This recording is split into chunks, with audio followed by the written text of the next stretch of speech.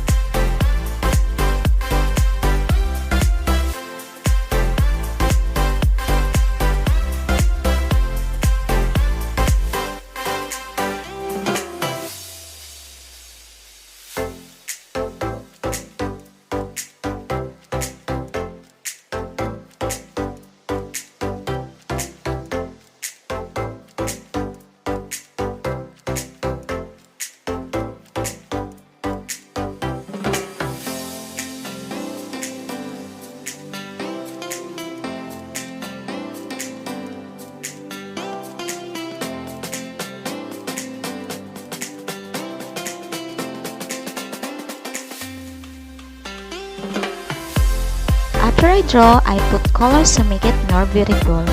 It's up to you what colors you want.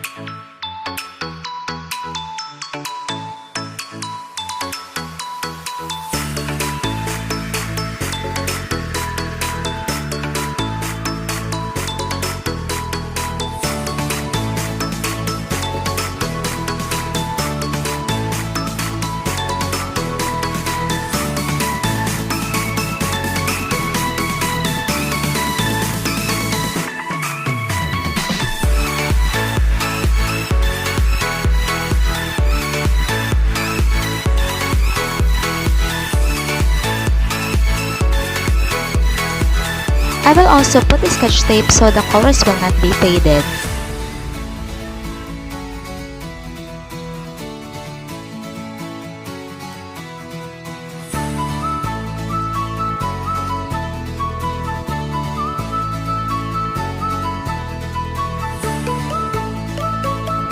Then we will cut it out. Be careful with the scissors.